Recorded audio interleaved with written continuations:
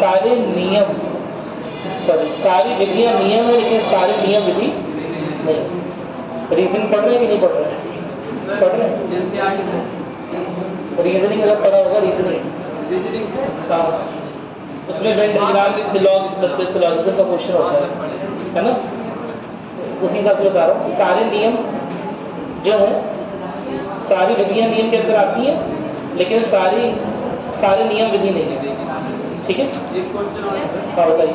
क्या सर मतलब जहाँ लोकतंत्र है वहाँ पे चुनाव जरूरी है, या मतलब जहाँ पे चुनाव हो रहा है वहाँ पे लोकतंत्र कंपल्सरी है? लोकतंत्र चुनाव एक ही चीज़ है लगभग, लेकिन आज के परिप्रेक्ष्य में बैठ रही है। लोकतंत्र मैंने आपको पता बता रखा है, ये सब मूल्य है ना। लोकतांत्रिक क्या है? मूल्य व्यवस्था। तो कोई भी देश 100% लोकतंत्र नहीं हो सकता। मेरी बात सुनाए।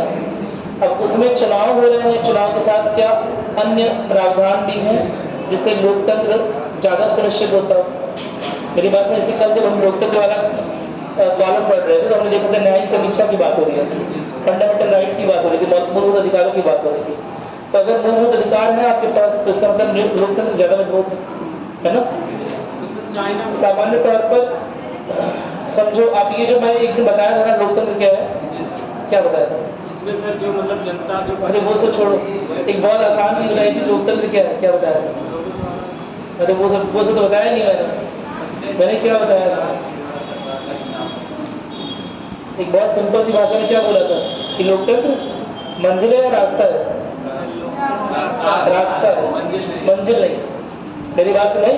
कौन देश कितना लोकतंत्र हो जाएगा, कितना अच्छे और प्रावधान बना देगा, तो उस देश पर निर्भर करता है, देश की जनता पर निर्भर करता है। मेरी बात सुनाई। जैसे हमारे देश में लोकतंत्र स्थापित है, लेकिन फिर सन 2005 में RTI एक्ट आ गया, राइट टू इन्फॉर्मेशन, सूचना का अधिकार। तो इसने लोकतंत्र को और विस्तृत कर दिया। ठीक है, सूचना का अधिकार आने से हमारा लोकतंत्र और मजबूत हो गया, क्योंकि अब जनता के पास अधिकार है कि वो सरकारी विभागों में क्या क्या चीज़ें हो रही हैं, कितना बजट किसके लिए गया, किसके लिए नहीं गया, उस पर निगाह रख सकती है, उसके बारे में सीधे तौर पर जांच पड़ताल कर सकती है। क्या मेरी बात सुनाई? तो अगर ऐसे प्रावधान आ रहे हैं तो लोकतंत्र मजबूत हो रहा है।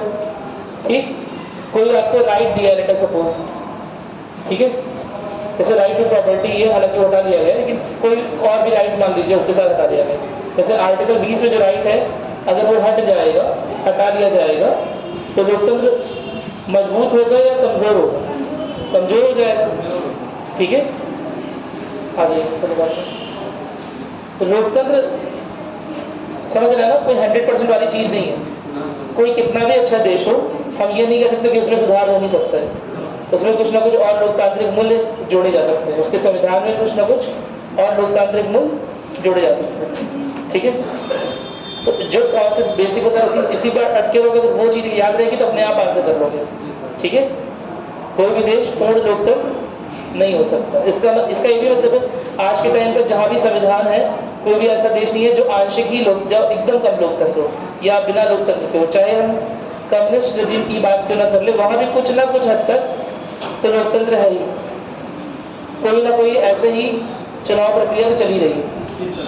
ठीक है, जैसे कम्युनिज्म में, कम्युनिस्ट जो साम्यवादी सरकार होती है, अगर सुना भी होगा चाइना में, है ना, वहाँ बहुत सारे दल नहीं होते हैं, केवल साम्यवाद, हाँ, केवल कम्युनिस्ट पार्टी ही चाइना की है जो कि चुनाव लड़ती है, पक्ष और विपक्ष इस तरह का नहीं है।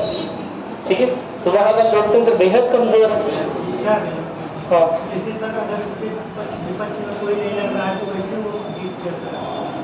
यहाँ पर एक ही पार्टी के 2 कैंडिडेट होंगे, यहाँ पर एक ही पार्टी में 2 या 2 से ज़्यादा कैंडिडेट होंगे, उनमें से चूज करना पड़ेगा। ठीक है, मेरी बात सुनना है।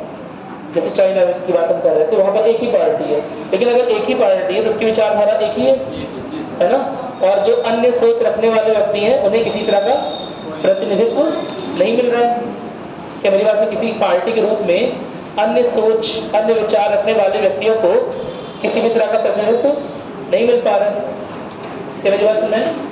कोई दिक्कत तो नहीं है इसमें? और बताइए, और कोई क्वेश्चन पूछना है? शुरू करें क्लास? और कोई डाउट है तो पूछ लो। अच्छे क्वेश्चन लाए हुए आप लोग। हाँ, अभी जैसे पढ़ेंगे हम हेबियस कॉर्पस पढ़ेंगे, अभी आर्टिकल 32 में पढ़ेंगे। ठीक है, संवैधानिक उपचारों में से, कई उपचारों में से एक होता है बंदी प्रत्यक्षीकरण। मतलब इसका ये होता है कि जिसके बारे में बात हो रही है ना, उसे प्रत्यक्ष रूप से प्रस्तुत किया जाएगा मजिस्ट्रेट के सामने। एक फिल्म आई थी अभी 3-4 साल पहले, भीम करके, जय भीम, सुना ना, उसे देख लीजिएगा। उसमें हेबियस कॉर्पस का बहुत अच्छा यूज़ हुआ है, उसमें बंदी प्रत्यक्षीकरण का बहुत अच्छा यूज़ हुआ है। ठीक है, और कुछ पूछना है? हाँ, प्रियम्बल का क्वेश्चन पूछो, बताओ। अभी हम बस शुरू कर रहे हो, अभी वो बात शुरू ही करने वाले हैं। ठीक है, बैठ जाओ। और कुछ? चलो तो स्टार्ट कर रहे हैं। आपको पढ़ के कुछ अच्छा लग रहा है, पर मेरा भी बताओ तो मुझे अच्छा लगेगा।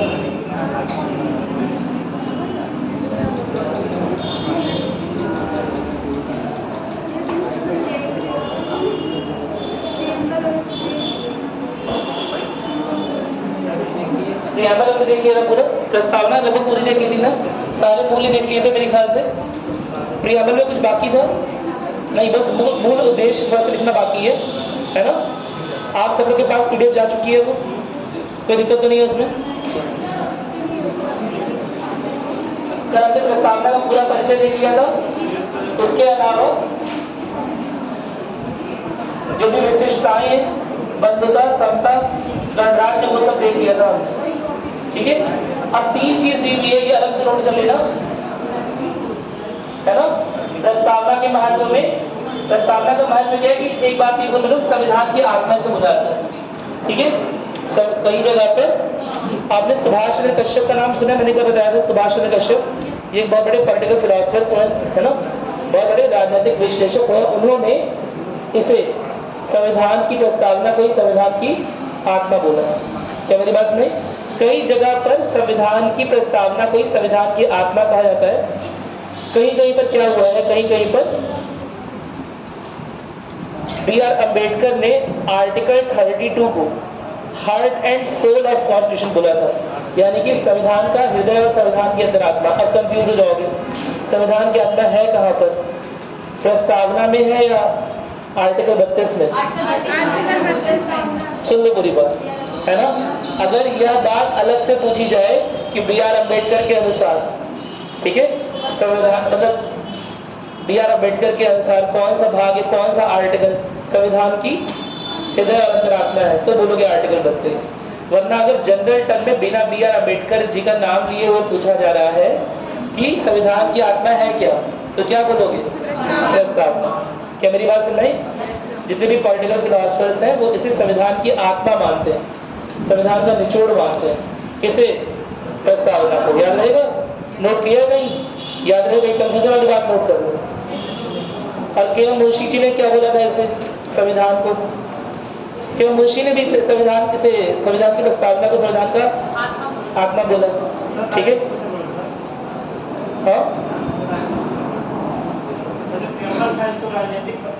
हाँ, वो प्रियम्बल को और संविधान को मिलाकर उन्होंने बोला था राजनीतिक भविष्य पर, राजनीतिक पत्रिका।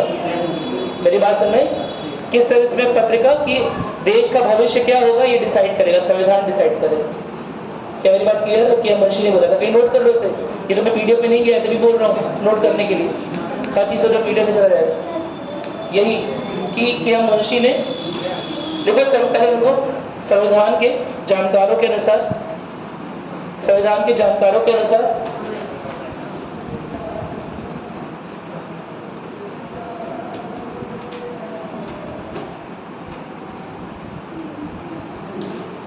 संविधान की प्रस्तावना को ही, या प्रस्तावना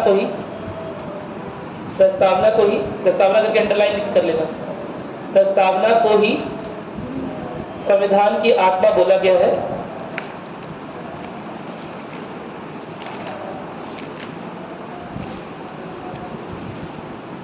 हालांकि संविधान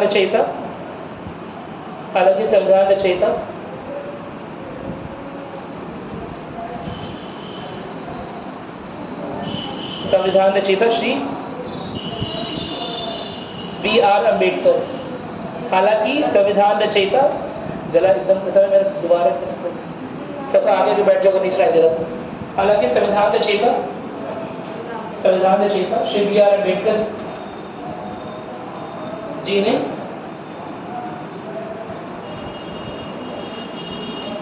अनुच्छेद 32 को, अनुच्छेद 32 किस लिए फेमस है? संवैधानिक उपचार, इंग्लिश में बोलते हैं कॉन्स्टिट्यूशनल रेमेडीज। ठीक है, उनको रचयिता बोला था बट वो लिखे नहीं है ना। इस हिसाब से तो कुछ नहीं बोल सकते, ठीक है, इस हिसाब से तो अटक जाएंगे, लेकिन बोलते हैं एक जनरल टर्म है, ये एक सामान्य टर्म है उनके लिए, ठीक है। मेरी बात समझ में? जैसे ऑफ कोर्स संविधान इतना बड़ा है कि क्या एक आदमी के बस का है? नहीं ना। और प्रारूप समिति के अध्यक्ष थे, यानी कि सारे आर्टिकल्स उनके अंडर से, उनके निर्देशन से होके गए, इसलिए उन्हें बोला जाता है। क्या क्या है इसलिए उनको बताया? हाँ, उनके निर्देशों पर लिखा क्या है इसलिए उन्हें बताया? ये कोई इसका ये रीजन नहीं, लेकिन हाँ प्रारूप जो समिति के अध्यक्ष थे, लगभग सारे आर्टिकल्स उनके निर्देश में देखे गए बार बार, इसलिए संविधान रचयिता को उन्हें दर्जा दिया जाता है ना। यह एक सामान्य टर्म है। यूपीएससी में अगर कोई इस बात पे अटक जाता है कि क्या मतलब, प्रीलिम्स में तो ऑफ कोर्स ऐसा क्वेश्चन नहीं आता है ना, अदर एग्जाम में आ सकता है, लेकिन प्रीलिम्स में ऐसा नहीं आता है, रेयर कभी देखने को मिला है। लेकिन अगर इंटरव्यू वगैरह में कोई तो अटक जाए कि नहीं, क्या उन्हें संविधान रचयिता बोलना सही है, तो बोलोगे हाँ सही है। मेरी बात समझ? लेकिन इसका मतलब ये नहीं कि अन्य लोगों का योगदान नहीं था, अन्य लोग का भी बहुत योगदान था। क्या मेरी बात समझ में आए? चलिए, क्या लिखा तुमने? अनुच्छेद 32 ब्रैकेट में संवैधानिक उपचार, ब्रैकेट में संवैधानिक उपचार, ब्रैकेट में संवैधानिक उपचार को हृदय और अंतरात्मा, को हृदय और अंतरात्मा, हृदय और अंतर, heart and soul of constitution, ठीक है, हृदय और अंतरात्मा बोला है, ठीक है। क्या मेरी बात समझ में आ गई? देखो इसके आगे,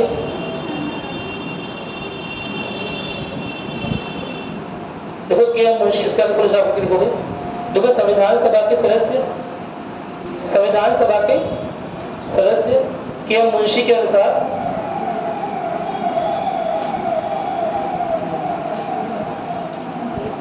संविधान सभा के अध्यक्ष नहीं सॉरी सदस्य के मुंशी के अनुसार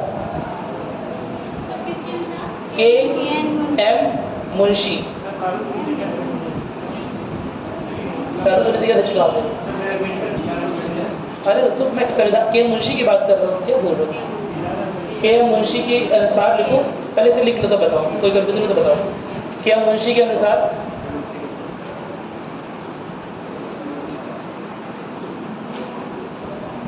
इसे भारत का राजनीतिक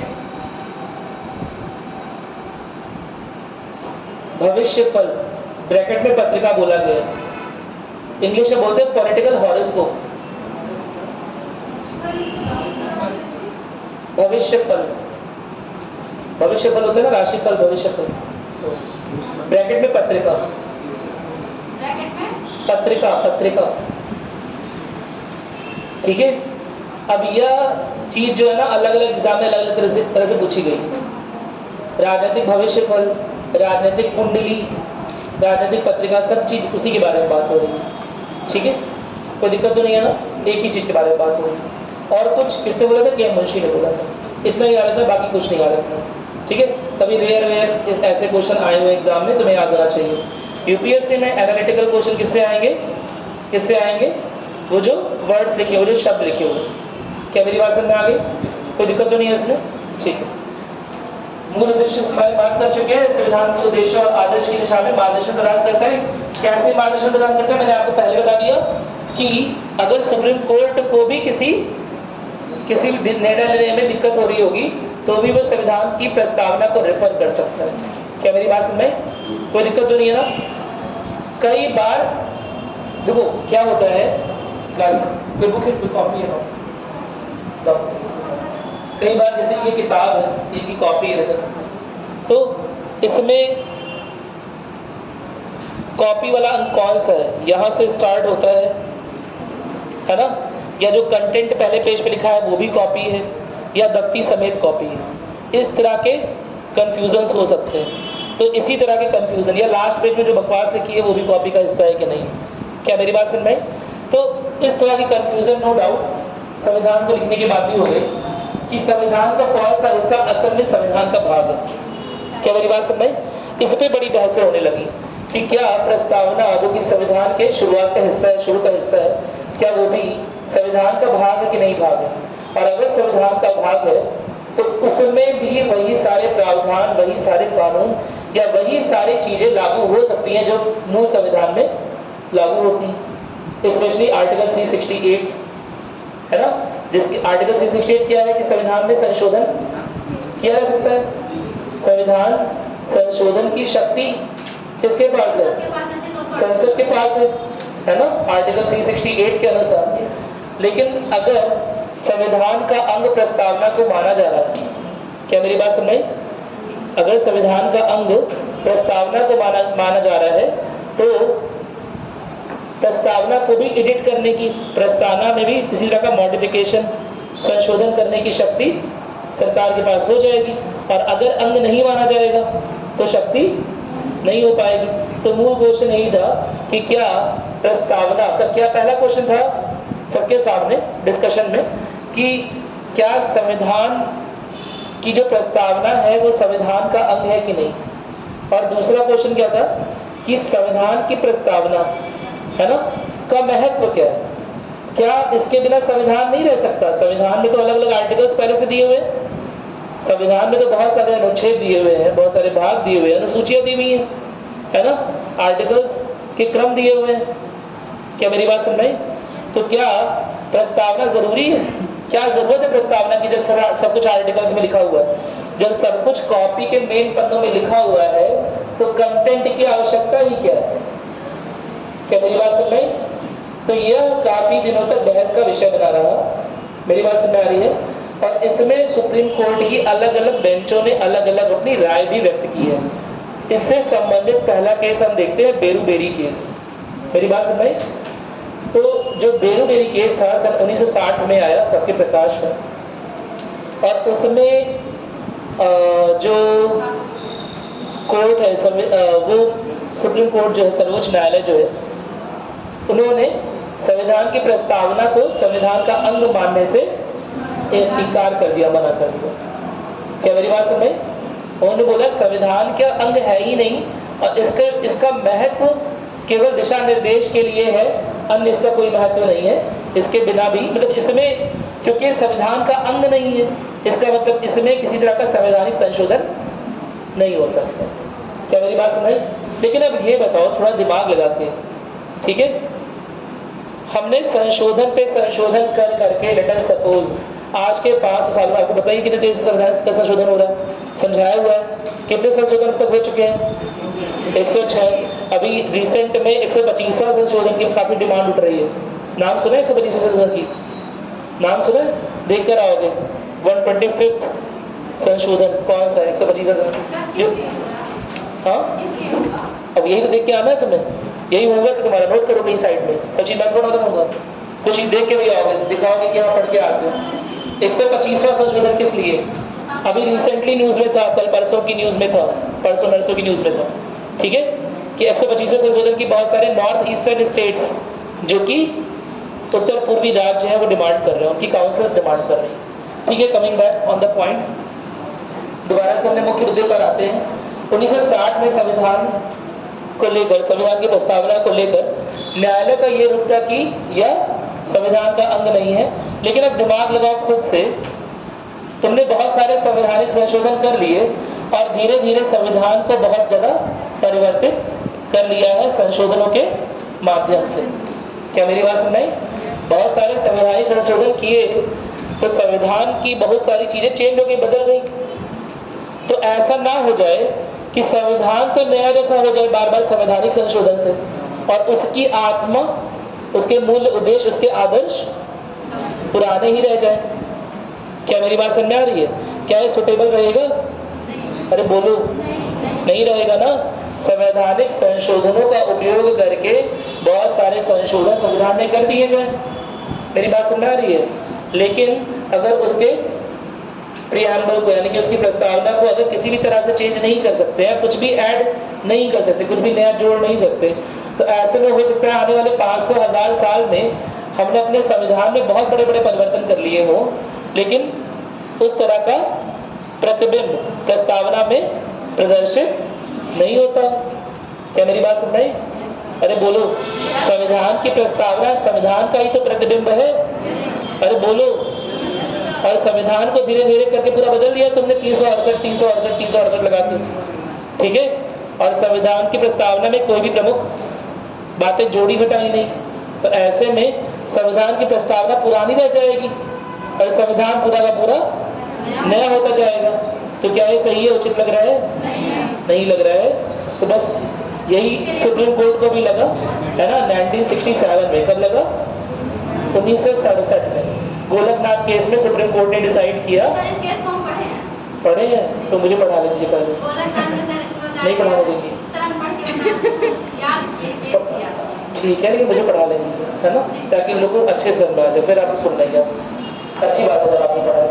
1967 में गोलकनाथ केस में डिसाइड हुआ, ठीक है। क्या डिसाइड हुआ? संविधान को लेकर सर्वोच्च न्यायालय ने एक बड़ा डिसीजन लिया कि अभी तक संविधान की प्रस्तावना को संविधान का अंग नहीं माना था, तो काउंटर डिस्कशन ये पेश किया गया कि ऐसे तो संविधान आगे चलकर काफी ज्यादा बदलाव हो जाएगा आर्टिकल 368 का उपयोग करके, लेकिन संविधान की प्रस्तावना, उसकी अंतरात्मा, उसके उद्देश्य तो पुराने रह जाएंगे। क्या मेरी बात सुनाई? हो सकता है संविधान की जो मूलभूत, समझ रहे हो ना, जो मूल आदर्श है उनमें हमने कुछ बदलाव कर लिया, लेकिन प्रस्तावना तो पुरानी ही रह गई। वो प्रॉपर तरीके से संविधान को क्या नहीं कर पाएगी, प्रदर्शित नहीं कर पाएगी। जितना अच्छा प्रतिबिंब होना चाहिए संविधान का संविधान की प्रस्तावना में, उतना अच्छा नहीं रह पाएगा, क्योंकि प्रस्तावना तो पुरानी रह गई। तो इस वजह से गोलकनाथ केस में सुप्रीम कोर्ट ने पहली बार माना कि संविधान की प्रस्तावना भी संविधान का अंग है। और अगर संविधान की प्रस्तावना संविधान का अंग है, यानी कि अब सरकार न केवल संविधान बल्कि संविधान की प्रस्तावना में भी किसी भी तरह का परिवर्तन कर सकती है। जब अंग है तो कर सकती है ना, जैसे संविधान में संशोधन कर सकती है, वैसे जब मान लिया कि संविधान का ही अंग प्रस्तावना है पहला पेज, तो उसमें भी कर सकती है। क्या मेरी बात समझ में? कोई दिक्कत तो नहीं है। इस बारे में दूसरा केस हुआ 1973 में, केशवानंद भारती केस। केशवानंद भारती केस में सुप्रीम कोर्ट ने दोबारा रिकन्फर्म किया कि संविधान की प्रस्तावना संविधान का ही अंग है और इसमें किसी तरह का परिवर्तन जो बहुत बहुत जरूरी हो वो गवर्नमेंट द्वारा किया जा सकता है। मेरी बात सुनिए, मुख्य रूप से जोड़ा जा सकता है, मुख्य रूप से कुछ चीजें जोड़ी जा सकती हैं।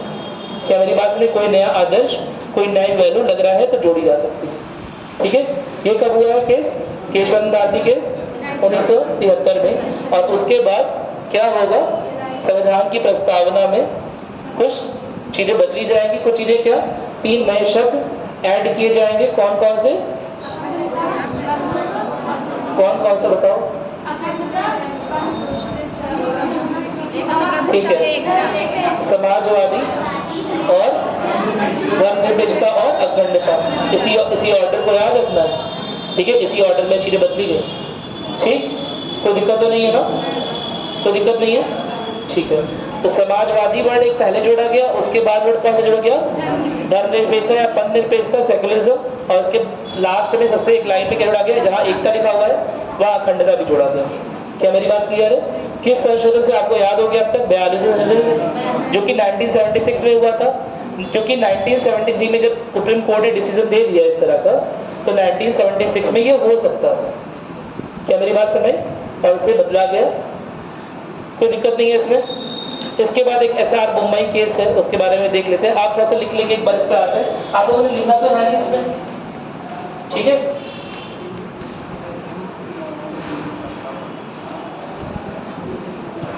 1973 वाले केशवानंद भारती केस में ही 1973 वाले केशवानंद भारती केस में ही सुप्रीम कोर्ट ने पहली बार बात की है मूलभूत ढांचे की।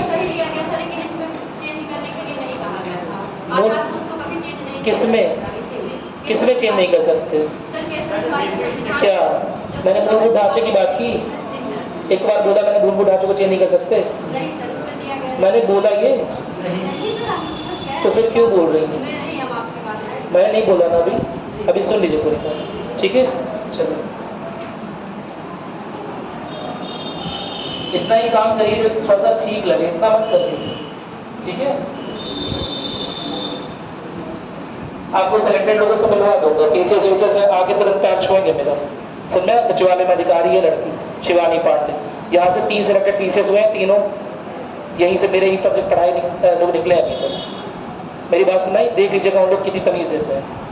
अगर मैं खड़ा हूँ तो बैठेंगे नहीं, अगर मैं बोल रहा हूँ तो काटेंगे नहीं, ठीक है।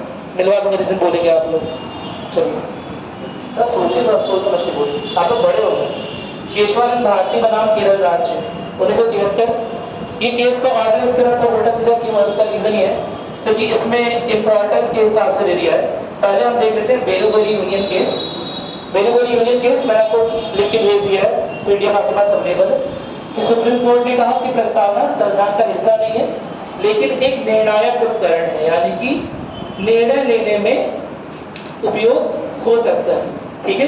अच्छा ये भी तो बात है, मान लो अगर ये बात बोलते सुप्रीम कोर्ट की अंग नहीं है तो फिर ये डिमांड होती फिर रखा ही क्यों गया है, हटा देते। तो इस बात से बचने के लिए सुप्रीम कोर्ट ने क्या बोला कि क्या है, हाँ मतलब हटाया नहीं जा सकता, संविधान का अंग तो जरूर नहीं है। किस केस में, 1960 वाले केस में बोला गया कि संविधान का अंग तो जरूर नहीं है, लेकिन क्या कर सकते हैं, लेकिन गाइड के रूप में यूज कर सकते हैं। कब गाइड के रूप में यूज करेंगे, जब संविधान को लेकर किसी भी तरह का कंफ्यूजन होगा या वरीयता क्रम को लेकर किसी भी तरह से कंफ्यूजन होगा तो यूज कर सकते हैं। क्या यूज कर सकते हैं, संविधान की प्रस्तावना को। कौन यूज करेगा, सर्वोच्च न्यायालय। मेरी बात क्लियर हो गई। तो उस बात पे लिखा हुआ उन्होंने निर्णायक उपकरण है जो संविधान की व्याख्या में मदद करता है।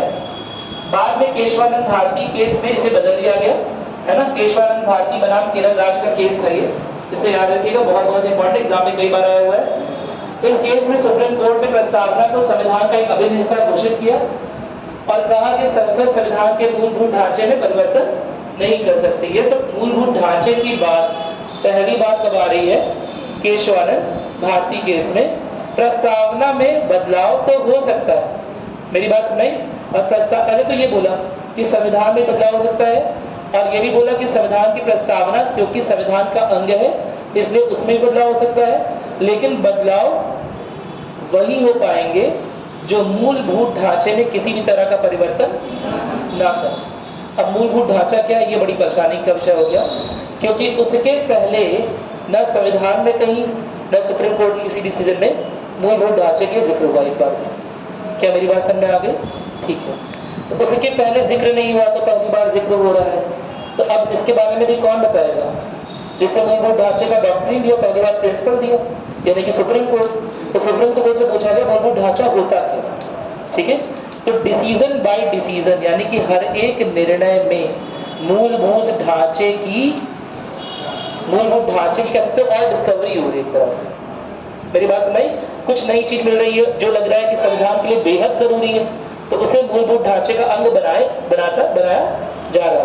अभी भी कोई ये पूछे कि मूलभूत ढांचे में कौन कौन से यही तत्व हैं, बस इतने ही है, ऐसा नहीं है। लेकिन कुछ जो बेसिक चीजें होती हैं, जैसे मूलभूत अधिकार हो गया, जैसे न्यायपालिका की स्वतंत्रता हो गई, ठीक है, जैसे एकता और अखंडता वाली बात बता चुका हूँ, जैसे सबसे इंपॉर्टेंट बताया हूँ संप्रभुता, है ना। किसी भी हालत में संप्रभुता नहीं जानी चाहिए, एकता और अखंडता हमेशा मेंटेन रहनी चाहिए देश। क्या मेरी बात क्लियर है। तो यह सब मूलभूत ढांचे हैं, और सरकार का कोई भी बिल, कोई भी कानून या कोई भी अध्यादेश किसी भी प्रकार से ऐसा नहीं आ सकता जो मूलभूत ढांचे से खिलवाड़ करता। क्या मेरी बात समझ में आ गई, इसमें कोई दिक्कत नहीं है। सरकार का कोई भी बिल, कोई भी नियम, कोई भी आदेश, कोई भी अध्यादेश ऐसा नहीं आ सकता जो मूलभूत ढांचे से किसी तरह का खिलवाड़ कर रहा है, छेड़छाड़ हो रही है। अगर बाई चांस सुप्रीम कोर्ट को, सर्वोच्च न्यायालय को लगता है कि इस नियम से या इस बिल से या इस कानून से मूलभूत ढांचे में किसी तरह का छेड़छाड़ हो रहा है, तो वह अपने आप निरस्त कर दिया जाएगा। क्या मेरी बात समझ में आ गई, ठीक है। इस चीज को जब आप पॉलिटी, इंडियन पॉलिटी पढ़ेंगे, रिसेंट पॉलिटी, तो उसमें आप देखेंगे वो जो समय है 1965 से लेकर 1975 तक का, वो एक तरह से टग ऑफ वॉर चली है, यानी कि एक तरह से रस्साकसी का युद्ध चला है विधायिका में और न्यायपालिका में, कि किसकी शक्ति जो है वो भारतीय संविधान के अनुसार सर्वोच्च है, क्योंकि विधायिका के पास आर्टिकल 368 था, यानी वो संविधान को कभी भी कुछ भी बदलाव कर सकती है। विधायिका को ये लग रहा था, मेरी बात सुनाई, तो उस हिसाब से विधायिका अपने आप को सर्वोच्चता के पद पर मानती थी, ठीक है। और इस चीज को लेकर बहुत बार बहुत सारे केसेस हुए उसी 10 साल के ड्यूरेशन में। लास्ट केस इस समय मान लिया, मतलब कई बार केस हो रहे हैं, ठीक है। अंतिम में सुप्रीम कोर्ट ने डिसीजन दिया केशवानंद भारती का कि संविधान में बदलाव किया जा सकता है प्रशासन द्वारा, प्रशासन द्वारा नहीं, लेकिन विधायिका द्वारा किया जा सकता है, लेकिन वो बदलाव कैसा होना चाहिए, संविधान के आदर्शों के साथ मिलना चाहिए उसे संविधान के आदर्शों के साथ मिलना चाहिए। और अगर किसी भी तरह से क्या हो रहा है, संविधान के मूलभूत आदर्श और संविधान के जो मुख्य मूल्य हैं, यानी कि मूलभूत ढांचे वाला जो बात है, अगर उसमें और दिए गए नियम कायदे कानून में किसी भी तरह का विरोधाभास उत्पन्न होता है तो क्या हो जाएगा, जो कानून है, जो नया कानून है, वो अपने आप कैंसिल हो जाएगा। क्या मेरी बात समझ में आ गई? इसी वजह से एक आपने सुना होगा शायद, NJAC का नाम सुने, न्यू जुडिशरी अपॉइंटमेंट कमीशन, है ना, एक बिल आया था अभी कुछ साल पहले, है ना, मेरे ख्याल से 7 से 8 साल हो रहे हैं, 7 साल 8 साल हो रहे हैं, जिसे सुप्रीम कोर्ट ने यही आधार बनाते हुए कैंसिल कर दिया, ठीक है। मैंने आपको बताया था कि भारत में न्यायपालिका अभी तक क्या कर रही है, कलेजियम सिस्टम से अपॉइंट होती है, जो कि बहुत ट्रांसपेरेंट, बहुत पारदर्शी नहीं माना जाता है, ठीक है। एक सिस्टम, एक तंत्र का इस्तेमाल होता है कलेजियम सिस्टम, जो रिकमेंडेशन, सिफारिशों पर चलता है। तो सिफारिश तो कोई भी किसी की भी कर सकता है, मेरी बात समझ में? हमारे रिश्तेदार अपनी सिफारिश करवा सकते हैं, हमारे जानने वाले अपनी सिफारिश करवा सकते हैं, हमारे पुराने दोस्त अपनी सिफारिश करवा सकते हैं। तो सिस्टम जो है न्यायपालिका में, समझ रहे हो ना, न्यायाधीशों के चुनाव का बड़ा ट्रांसपेरेंट नहीं है, बड़ा पारदर्शी नहीं है। उसे पारदर्शी बनाने के लिए क्या किया गया था, एक बिल लाया गया था जिसमें प्रधानमंत्री, एक और कोई कैबिनेट मंत्री और इसके अलावा राष्ट्रपति और सुप्रीम कोर्ट का जज, ये चार जिसे मिलकर सिफारिश करते जिनकी, है ना, उनका अपॉइंटमेंट होता जज के रूप में, ठीक है। लेकिन न्यायपालिका ने ये सिस्टम को कैंसिल कर दिया, है ना। उसका रीजन क्या था, क्योंकि बोला कि ये न्यायपालिका की स्वतंत्रता को खत्म कर रहा है, जो कि मूलभूत ढांचे के खिलाफ है। क्या मेरी बात समझ में आ रही है? यह बोलकर न्यायपालिका ने इस बिल को खारिज कर दिया। कोई दिक्कत तो नहीं है ना, कोई समस्या नहीं है, ठीक है। बहुत सारे बिल जैसे लोग उसके लड़ते भी हैं, कई बार अभी तक आधार वाला मुद्दा कुछ ना कुछ रूप में सामने आता रहता है ना। आपने सुना होगा शायद निजता का अधिकार, राइट टू प्राइवेसी, है ना। कब इस पर बहस हुई है, कौन से केस में पता है? 2018 का केस था, उसमें पहली बार निजता के अधिकार पर बहस हुई है और आपको ये डिटरमाइन किया गया कि आर्टिकल 21 के अंतर्गत आपको निजता का भी अधिकार है, जो राइट टू लाइफ है, जो आपका जीवन जीने का अधिकार है, उसके साथ निजता का भी अधिकार जुड़ा हुआ है। आप देखकर आएंगे आपका होमवर्क के 2018 में किस केस के अंतर्गत ये बोला गया, याद है किसी को? हाँ, नहीं। और निजता का अधिकार शाबानों में नहीं, अभी 2018 की बात कर रहे हैं। कृष्णा पुट्ट स्वामी, है ना, कृष्णा पुट्ट स्वामी नाम की जस्टिस को उन्होंने लड़ाई लड़ी थी इस पर, और निजता के अधिकार को कैसा अधिकार बता दिया, एक राइट टू लाइफ वाला अधिकार बना दिया कि आर्टिकल 21 के अंतर्गत ही आता है, जीवन जीने की जो स्वतंत्रता है उसके अंतर्गत ही निजता का भी अधिकार है। तो लगातार मैं आपको क्या बता रहा हूँ, बहुत सारे अधिकार खोजे जा रहे हैं, लगातार संविधान का इस्तेमाल करके बहुत सारे अधिकार खोजे जा रहे हैं और नागरिकों को बहुत सारे अधिकार दिए भी जा रहे हैं। क्या मेरी बात समझ में? ठीक उसी तरह से मूलभूत ढांचे की भी बहुत सारे तत्व हैं जो अभी तक छिपे हुए हैं, है ना। लगातार जब इन बातों पर डिस्कशन होता है तो क्या होता है, लगातार कुछ नई चीजें सामने आती हैं। तो अभी तक जो भी सुप्रीम कोर्ट के निर्णय हुए हैं उनके आधार पर कुछ मूलभूत ढांचों के तत्वों को डिस्क्लोज, यानी कि बता दिया गया है कि यह मूलभूत ढांचे के तत्व हैं। क्या मेरी बात सुनाई? इसका मतलब यह नहीं है कि आगे आने वाले किसी निर्णय में कुछ नए तत्व नहीं मिलेंगे। क्या मेरी बात समझ? सुप्रीम कोर्ट के निर्णयों में आगे आने वाले समय में कुछ नए तत्व भी मिल सकते हैं। क्या मेरी बात क्लियर है? अब उसमें जो मूल चीजें हैं जो आपने पढ़ी हैं, अभी आगे भी करवा दूंगा कहीं पर, आपको एक PDF सेंड करूंगा जिसमें अभी तक सुप्रीम कोर्ट के जितने भी डिसीजन है उसके अकॉर्डिंग मूलभूत ढांचे में कौन कौन से तत्व हैं। ठीक है, वो एक बार देख लीजिएगा, कोई दिक्कत तो नहीं है ना? इंपॉर्टेंट क्या है याद रखिएगा? संप्रभुता, एकता, अखंडता, वो सारी चीजें। इसके अलावा जिस वजह से लिखा गया, ये किस वजह से संविधान लिखा था किसी देश में? किसी भी देश का पहला संविधान कौन सा था? किसी भी देश का पहला संविधान या संविधान जैसा डॉक्यूमेंट कौन सा था जिसमें लोगों के अधिकारों की बात हो रही है? ये मैंने पहली दूसरी क्लास में यहाँ पर डिस्कस किया था। बताइए ऑप्शन क्यों दे? हाँ, पहला हो गया किसी भी देश का, पहला ये अपना ही वाला हो गया किसी भी देश का नहीं। और संविधान सरीखा डॉक्यूमेंट जो नागरिकों के अधिकारों की बात करे पहली बार। अगर आपको चीजें याद नहीं रह रही तो आप YouTube पे भी सब कुछ पढ़ रहे हैं, उससे रिवाइज कर लिया करो एक बार। मैग्ना कार्टा, मैग्ना कार्टा बताया था, तो किसी भी देश में पहली बार वो दिया गया और उसके बाद से लगातार लोकतांत्रिक मूल्यों या लोकतांत्रिक अधिकारों की लड़ाई चल रही एक तरह से। मेरी बात में कितना ज्यादा से ज्यादा शासन द्वारा हम अपने अधिकारों को ले लें। क्या मेरी बात समझ आ रही है? तो अभी भी ऐसा कोई देश नहीं है जो बता सकता है कि हमने 100% अधिकार दे दिए। रोज नित्य नए अधिकारों की लड़ाई चलती है, नित्य नए अधिकारों की लड़ाई चलती है। किसमें? देश की जनता में और शासन में। और संविधान उनके बीच में क्या कर रहा होता है? एक बैलेंस बना रहा है, संतुलन बना रहा है कहीं ना कहीं। ठीक है, या कह सकते हो लोग संविधान का उपयोग करके और अधिकारों की मांग करते हैं। क्या मेरी बात क्लियर है? ठीक है, चलो आगे बढ़ रहे हैं। इसके अलावा एक और केस है SR बुम्बई केस, है ना? बुम्बई लिखा है, सही कर लीजिएगा, बुम्बई केस है। ठीक है, इस केस में भी ये भी हुआ है 1989 में। इस केस से भी दोबारा वही बात हुई है कि संविधान की प्रस्तावना जो है वो संविधान का ही अंग है और इसे पहली बात रिमूव नहीं किया सकता, इसे खत्म नहीं किया सकता। दूसरी बात क्या है कि इसका बहुत महत्व है, स्पेशली अगर संविधान को समझना है।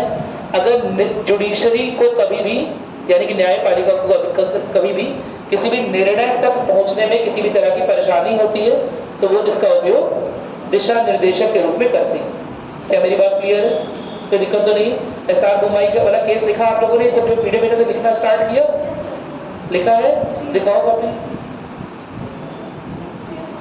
फेयर कॉपी, रफ कॉपी नहीं है कि लिखा ही नहीं तुम लोगों ने, इतना आलस हो गया तुम्हारा। लिखा हाँ, यहाँ तो कोई लाएगा, यही लाना तो यहाँ लगाओगे नहीं, यहाँ लेकर आओ। मेरी बात समझ? PDF भेजेगा इसका तो ये नहीं आलसीपन दिखाओ अपना। ठीक है, उसे नोट करो एक एक चीज। और मैंने क्या बोला, बीच में गैप छोड़ो कि 2 लाइन का, ताकि जैसे अभी ये बात हो रही है तो ये बात कहीं नोट करो SR बुम्बई केस वाले, क्योंकि इसमें लिखा नहीं है PDF में। लिखो, देखिए इस केस में, SR बुम्बई के केस में लिखिए, इस केस में सुप्रीम कोर्ट ने माना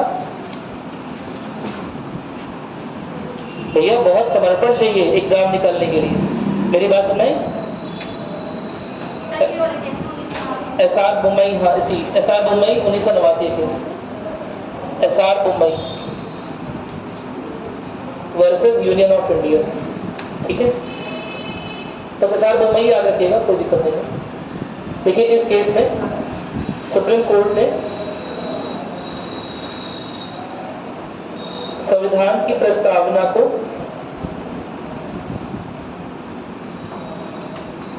संविधान की प्रस्तावना की उपयोगिता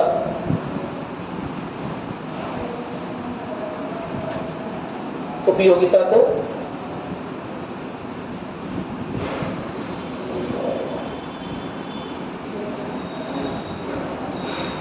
रेखांकित किया है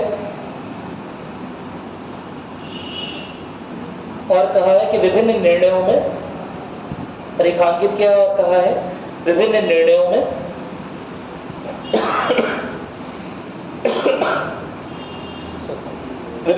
में प्रस्तावना का उपयोग दिशा निर्देशक के रूप में होता है। दिशा निर्देशक के रूप में होता है, दिशा निर्देशक के रूप में होता है।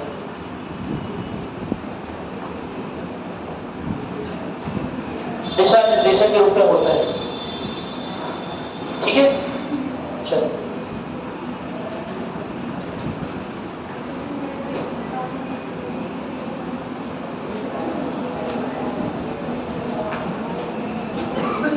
कुछ पढ़ा होगा आप लोगों ने, नो डाउट कुछ क्वेश्चन भी किए होंगे, मुझे लगता है, पूरी उम्मीद है।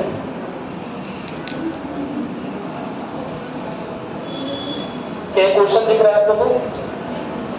ये आईएएस प्री 1997 क्वेश्चन इसी साल का होता है, देखा हो?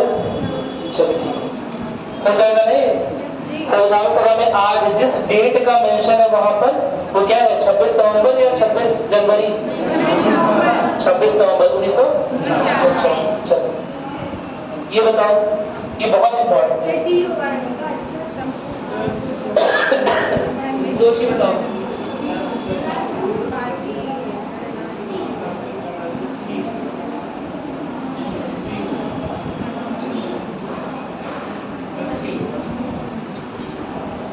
कितने लोग कह रहे हैं सी, कितने लोग कह रहे हैं डी?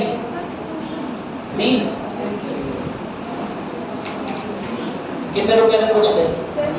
हमसे मत पूछिए, हम कुछ नहीं पढ़ पाएंगे। सर सी होगा। क्या होगा बताओ? सी या डी? सी तो डी बोल रही। अरे इतना साफ ऐसे ही फंसाएगा। 26 जनवरी 1950, 26 जनवरी 1950 क्या संविधान की प्रस्तावना में संशोधन हो चुका था? नहीं हुआ था। और संविधान की प्रस्तावना में संशोधन नहीं हुआ था, यानी समाजवादी शब्द, अखंडता शब्द और धर्मनिरपेक्ष शब्द वहां पर नहीं जोड़े गए थे। तब देख लो, इसमें तो धर्मनिरपेक्ष लिखा है, गलत हो गया बी वाला। इसमें भी समाजवादी धर्मनिरपेक्ष, ये भी गलत हो गया। क्या बचा? सी वाला। ठीक है, ये क्वेश्चन यूपीपीसीएस मेंस में आया 2009 में, लोअर पीसीएस में आया 2008। चलो ये बताओ, ये 2021 का क्वेश्चन है, बताओ आईएएस प्री का, ये करवा चुके हैं। यही सेम क्वेश्चन है ना? सेम क्वेश्चन है ना? 26 जनवरी 1950 को भारत की वास्तविक संवैधानिक स्थिति क्या थी? क्या था बताओ? डी होगा। समझ में आ गया तुम लोग को? सेम क्वेश्चन है ना? क्योंकि 26 जनवरी 1950 मेंशन कर दिया है, इसका मतलब न समाजवादी था उस समय, समाजवादी था लेकिन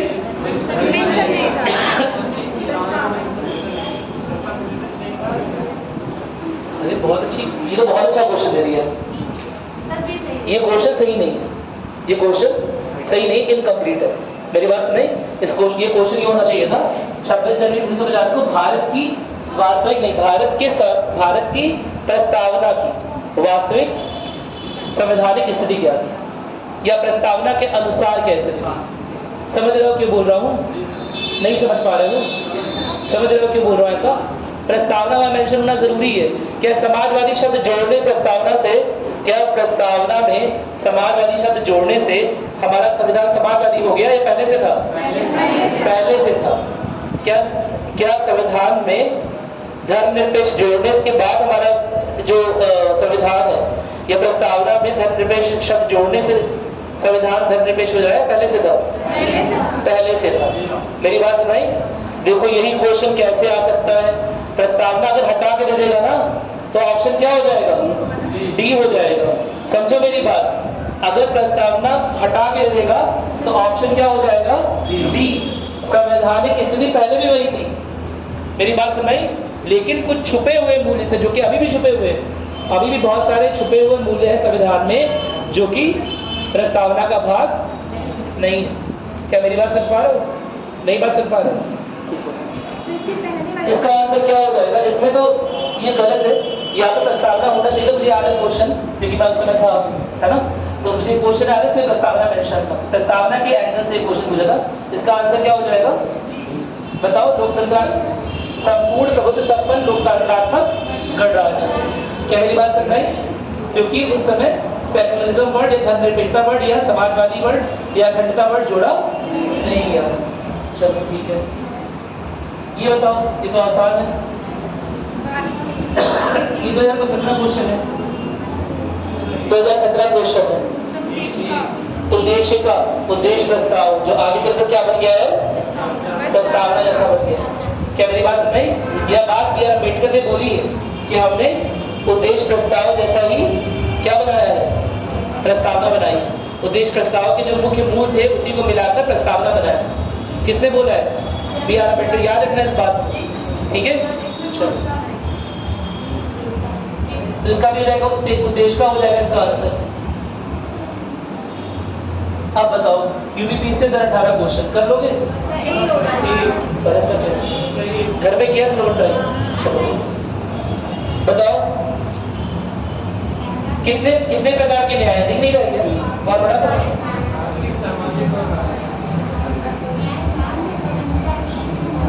कितने प्रकार के न्याय हैं? 3 या 5 न्याय? सरलता कितने प्रकार की? 5। तो देखो क्या हो जाएगा, 3 5 करना तो ये हो जाएगा।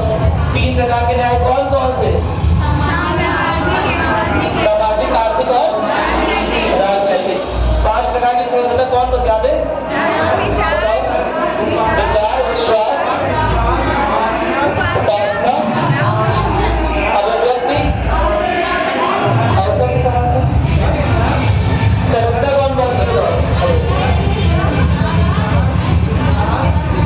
विचार, अभिव्यक्ति, विश्वास, कर्म और उपासना।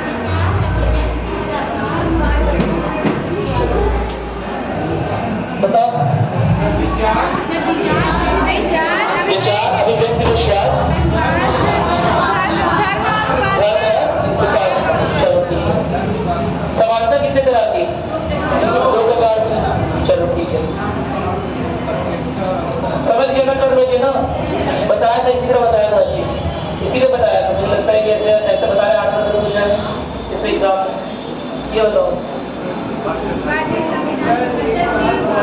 क्या हो जाएगा? आसान है।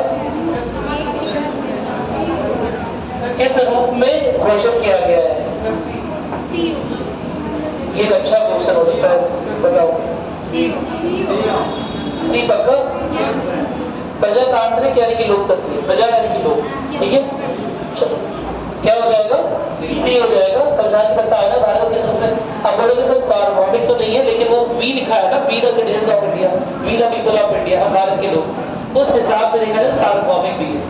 क्या मेरी बात समझ में? लिखा है ना, क्या लिखा है? हम भारत के लोग लिखा है पहली लाइन, तो उस हिसाब से देखा जाए तो सार्वभौमिक भी है।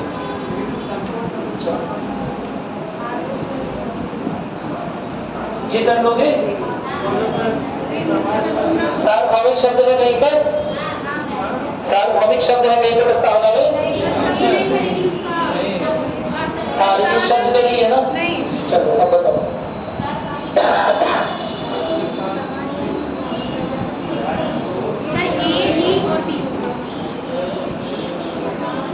है सार्वभौमिक कि नहीं है?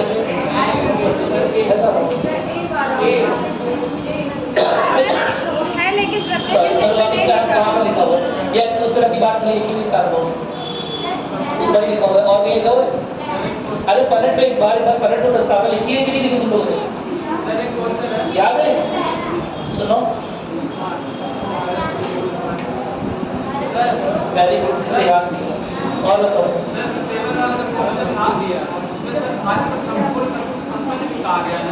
संपूर्ण प्रभुत्व संपन्न है ना? किसमें नहीं है? तो नहीं है तो कोई बात नहीं, उसमें और बहुत सारी चीजें लिखी हुई है जो नहीं है, हमें देखना है क्या है, इसलिए ठीक है। चलो बताओ, इसे बताओ। सही शब्दों को विचार अनुसार क्रम दीजिए। तो अजीब तरह का बिहार भी से तो विश्वास नहीं करना चाहिए इसे, ठीक है? अब इस समय तो नहीं कि आप पूछने की कोशिश क्या की है, वरीयता क्रम पूछने की कोशिश की है, मेरी बात सुनाई? तो जो जिसके वरीयता ऊपर वो पहले आएगा, जिसके वरीयता बाद में, जो शब्द बाद में लिखे हुए वो बाद में आएगा। क्या मेरी बात समझ आ रही है? अब कर लोगे इसे, ये होगा इसका पहले समाजवादी से स्टार्ट हुआ, शायद नहीं, कहाँ से स्टार्ट हुआ? सार्वभौमिक से स्टार्ट होगा ना, तो सी से ही स्टार्ट हो जाएगा। अब देखो उसके बाद क्या होना चाहिए? समाजवादी। सी के बाद ए होना चाहिए, तो एक ही ऑप्शन है ए वाला, ठीक है? और ज्यादा जानना ही नहीं है, बस जैसे हो जाए वैसे आगे बढ़ जाओ, तो CADB CDAB में मत खेलो वहाँ पर, ठीक है? जैसे हो रहे तो आगे बढ़ जाओ, ये तो आसान है। क्या हो जाएगा? ये हो जाएगा, ये भी आसान है। क्या हो जाएगा? सी हो जाएगा। चलो 10 क्वेश्चन की शीट, ठीक है? छोटा नहीं कवर है, फिर भी कम है, और होना चाहिए इसमें, IAS वाला नहीं है कम। चलो कल तो नेक्स्ट शीट भेजिए। भारतीय संविधान में सी होगा। चलो तो आसान है, अब समझ गए तुम लोग। चलो ठीक है, अगला पॉइंट स्टार्ट करें हम लोग। अगला union and state, union and state. कुछ पूछना है? बताओ, कुछ पूछना है? आप लोग क्या करोगे, घर जाओगे, सारे जो क्वेश्चन दिख रहे हैं प्री आपको के प्रैक्टिस कर लो, ठीक है? चलो हम लोग स्टार्ट करें नया टॉपिक, संघ और उसका क्षेत्र। आप लोग लिखने का PDF समझ में आ गया? अगर आप PDF लिखोगे नहीं तो मैं फिर देना बंद कर दूंगा, ऐसे आपकी कॉपी में होना चाहिए, ठीक है? कोई भी शक्ति मुझे PDF देने के लिए बात है नहीं कर सकते। मेरी बात नहीं, जब आप लिखोगे तब मेरे अंदर मूल्य जागेंगे कि हाँ आप लिख रहे हो। होता ऐसे ही सोचोगे कि इकट्ठा हो जाए, फिर लास्ट में प्रिंट आउट निकलवा के पड़ेगी, वो गलत हो जाएगा। आप लिखोगे और स्पेस छोड़ोगे 2-3 लाइन का। मेरी बात समझ आ गई? चलो हम बात कर रहे हैं आर्टिकल 1 की बात करने जा रहे हैं, ठीक है? जो भाग 1 है हमारा, अनुच्छेद 1 से 4 है, और वो संघ और उसका क्षेत्र। यानी कि अब हम मेन कॉन्स्टिट्यूशन स्टार्ट कर रहे हैं। क्या मेरी बात में अभी बीच बीच में जहां डेमोक्रेसी की बात होगी, जहां गवर्निंग सिस्टम की बात होगी, वहां मैं कुछ चीजें और बताऊंगा, लेकिन आप आर्टिकल स्टार्ट कर रहे हैं, अदरवाइज आपका सिलेबस पीछे रह जाएगा, ठीक है? चलो तो संघ और उसका क्षेत्र बेसिकली किस में डिस्कशन है? भाग 1 में आपको पता है पूरा संविधान कितने भागों में बांटा गया है? 22 या 25 या 26? 22 कि 25 है? 25 भाग है, 22 गिनती है।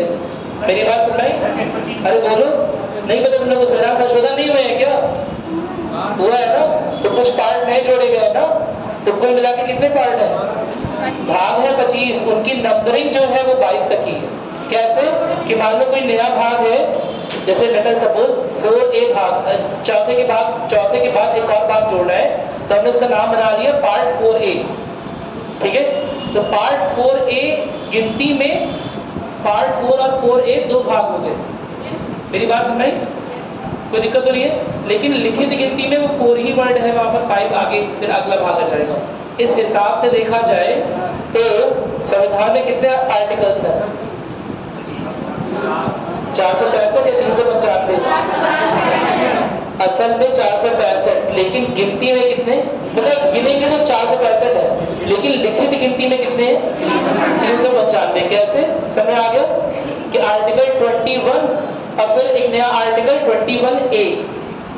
मेरी बात समझ में? Right to education. कोई दिक्कत तो नहीं है ना? ठीक है, याद रखना इस बात को। तो संविधान का पहला भाग स्टार्ट कर रहे हैं, अनुच्छेद 1 से 4 के बीच में है, और इसमें संघ और उसके क्षेत्र के बारे में प्रावधान करता है, ठीक है?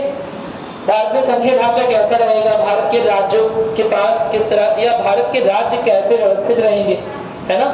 और सरकार या शासन जो भी गवर्नमेंट है उसके पास किस तरह की शक्तियां रहेंगी राज्यों के एडमिशन में, यानी कि नए राज्य के विलय के मामले में। क्या मेरी बात सुन रहे हैं? या राज्य का अगर नाम चेंज करना है तो किस तरह से किया जा सकता है? राज्य की बाउंड्री अगर चेंज करनी है, अगर जो सीमा रेखाएं हैं राज्य की वो चेंज करनी है तो क्या प्रावधान है? इसके अलावा क्या एक राज्य को 2 राज्यों में बांटा जा सकता है, या किसी राज्य को यूनियन टेरिटरी यानी केंद्र शासित प्रदेश घोषित किया सकता है, या उसका कोई एक भाग केंद्र शासित प्रदेश के रूप में घोषित किया सकता है? यह सारी चीजें इसमें दी गई भाग 1 में।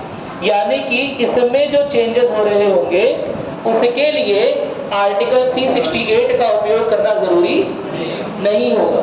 मैं दोबारा बोल रहा हूं, आर्टिकल 368 का उपयोग करते हैं, अनुच्छेद 368 का उपयोग करते हैं संवैधानिक संशोधन के लिए, यह बात तो एकदम क्लियर है। लेकिन अगर आर्टिकल 1 to 4, आर्टिकल 1 से 4 अगर सरकार को शक्ति दे रहा है किसी भी तरह के परिवर्तन करने की, किसी भी तरह के संशोधन करने की, तो आर्टिकल 368 का उपयोग करना जरूरी नहीं होगा। क्या मेरी बात समझ में आ गई? ठीक है, देख लेते हैं क्या दिया हुआ है इसमें। भारत के संघीय ढांचे, राज्य और केंद्र शासित प्रदेशों की संरचना और उनके पुनर्गठन की प्रक्रिया का विवरण है। पहला आर्टिकल क्या है, दोबारा भी आएगा और डीप में। आर्टिकल क्या है, बस ये पढ़ लो। पहले आर्टिकल में भारत का नाम दिया हुआ है ना, भारत का नाम यानी कि क्षेत्र है, नाम भारत होगा, भारत यानी इंडिया राज्यों का संघ होगा। कल से मुझे सर कौन सी चीज इंपॉर्टेंट है ना, इंडिया दैट इज भारत क्या वरीयता काम है, यह भारत नाम की ज्यादा वरीयता है और इंडिया नाम की कम है। दोनों नामों की समान वरीयता है। मेरी बात समझ आई? दोनों नामों की समान वरीयता है। अंतरराष्ट्रीय रूप में हमें भारत नाम से लोग कम जानते हैं, इंडिया नाम से लोग ज्यादा जानते हैं। इसीलिए इंग्लिश वाले कॉन्स्टिट्यूशन में जो इंग्लिश रूप रहा है उसका, उसमें हमने इंडिया पहले लिखा हुआ है और भारत बाद में लिखा हुआ है। क्या मेरी बात समझ आई? हिंदी वाले रूप में हिंदी भाषी लोग कहाँ पर है, भारत में ज्यादा है। मेरी बात समझ? तो भारत शब्द पहले लिखा हुआ है और इंडिया शब्द बाद में लिखा हुआ है। क्या मेरी बात क्लियर है? इसका मतलब यह नहीं है किसी एक की वरीयता ज्यादा है, दोनों शब्दों की समान वरीयता है, भारत की और इंडिया की। बल्कि अभी रिसेंट बवाल तुमने सुना ही होगा, एक गठबंधन ने अपना नाम इंडिया रख लिया है ना, कांग्रेस गठबंधन ने, तो उसकी वजह से बड़ा बवाल चल रहा है, सुना होगा।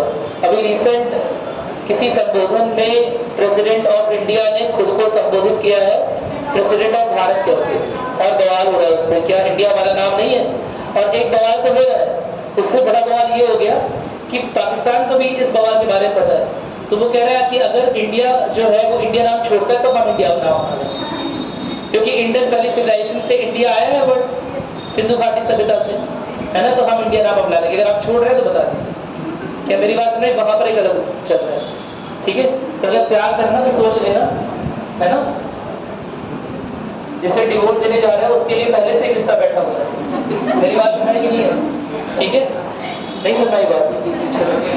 तो भारत का नाम और क्षेत्र, भारत यानी इंडिया क्या होगा, राज्यों का संघ। एकदम क्लियर बात है, राष्ट्र नहीं है, क्या है, राज्यों का संघ। ये क्वेश्चन एक बार क्लास में दिया था।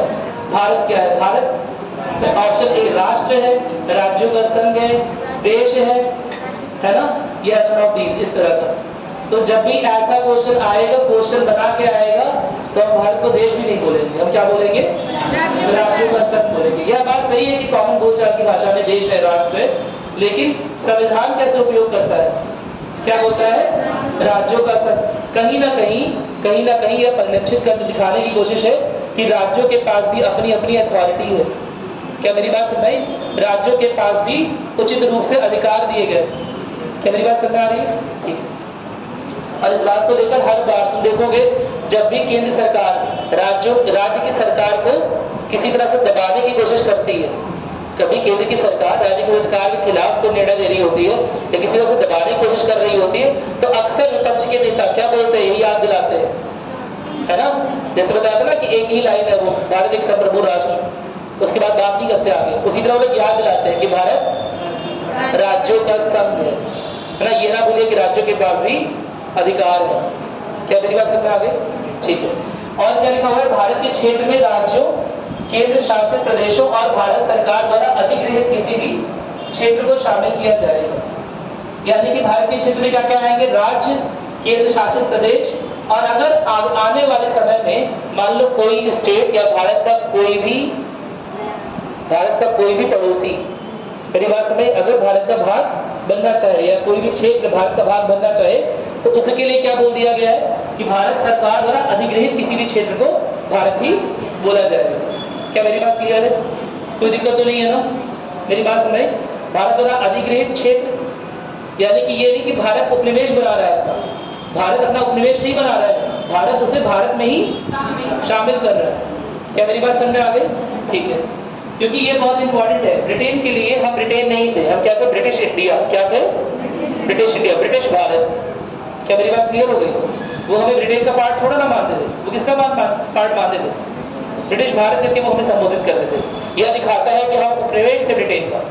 लेकिन अगर कोई टेरिटरी भारत का भाग बनना भी चाहे या किसी तरह से उसका विलय होता है, तो भारत के बराबर ही, उसके नागरिकों के पास भारत के नागरिकों के बराबर ही अधिकार हो जाएगा। उस राज्य का अधिकार भारत के राज्य के बराबर ही अधिकार रहेगा उसका। क्या मेरी बात समझ आई? संविधान में जो भी प्रावधान दिए हैं वो किसी अन्य राज्य के लिए और उस नए अधिग्रहित राज्य के लिए समान होंगे, बराबर होंगे। क्या मेरी बात समझ आ गई? ठीक है, अगला देखते हैं। यह संघीय ढांचे का आधार है जिसमें संविधान यह स्पष्ट करता है कि भारत एक स्वतंत्र और संप्रभु राष्ट्र है। संघीय ढांचे का अधिकार, संघ वाली बात कहां से आई? इसी आर्टिकल से आई। बोल दो ना राज्यों का संघ। ज्यादा आर्टिकल पढ़ने की जरूरत पड़ी क्या? नहीं, पहला आर्टिकल पढ़ा और पहले आर्टिकल में ही लिखा हुआ राज्यों का संघ है, तो पहले ही बोल दिया राज्यों का संघ है। ज्यादा आर्टिकल पढ़ेंगे तब निकालेंगे कि ऐसा राज्यों का संघ है जिसका झुकाव केंद्र के प्रति ज्यादा। क्या मेरी बात समझ? ठीक है। अब संविधान के अनुसार क्षेत्रीय विभाजन देख लेते हैं। भारतीय क्षेत्रों में राज्य और केंद्र, भारतीय क्षेत्रों में या तो राज्य है या फिर केंद्र शासित प्रदेश है। समय के साथ राज्यों की संख्याओं और सीमाओं में परिवर्तन होता ही रहता है ना? उसके लिए नए प्रावधान बनाए जाएंगे। अगर नए राज्य बनाए जा रहे हैं या पुरानी सीमाएं हैं उन्हें बदला जा रहा है, तो उसके जो प्रावधान रहेंगे, यही बात मैंने आपको बताई, उसे चेंज करने के लिए, उसे बदलने के लिए आर्टिकल 368 का उपयोग होना जरूरी नहीं होगा। क्या मेरी बात सुनाई? क्योंकि आर्टिकल 1 to 3 में ये बात की हुई है। देख लेते हैं, ये आर्टिकल 1 में ही दिया हुआ है ना कि समय के साथ राज्यों की संख्या और सीमाओं में परिवर्तन होता रहा है जो देश की प्रशासनिक और राजनीतिक आवश्यकताओं के अनुसार किया गया। आपको शायद पता होगा उत्तर प्रदेश की भी डिमांड है, सुने? पूर्वांचल राज्य चल रहे हैं संघर्ष, है ना? तो अलग राज्य की डिमांड करते पूर्वांचल में, क्यों? अरे तेलंगाना वाले क्यों अलग हो गए थे पता? क्या आंध्र प्रदेश के अन्य लोग तेलुगु नहीं बोलते? तेलंगाना वाले, मैं ये नहीं पूछ रहा हूँ कि आंध्र प्रदेश मद्रास से क्यों अलग हुआ, मैं ये पूछ रहा हूँ अभी रिसेंट में आपने सुना होगा एक नया राज्य बना तेलंगाना, है ना? रिसेंट यानी कि पिछले 10-15 वर्ष, ठीक है? तो तेलंगाना राज्य क्यों बना, क्या कारण था? संसाधनों का उसमें तो भी आंध्र प्रदेश का हिस्सा था, ये सही नहीं है। और आर्थिक असमानता, सबसे बड़ा कारण क्या था? आर्थिक असमानता, स्पेशली फार्मर्स के बीच में। मेरी बात समझ? जो तेलंगाना क्षेत्र के फार्मर्स थे वो आर्थिक रूप से काफी पिछड़े हुए थे, जबकि आंध्र प्रदेश के निचले वाले हिस्से में वहां पर आर्थिक रूप से काफी संपन्न किसान रहते थे। क्या मेरी बात क्लियर है?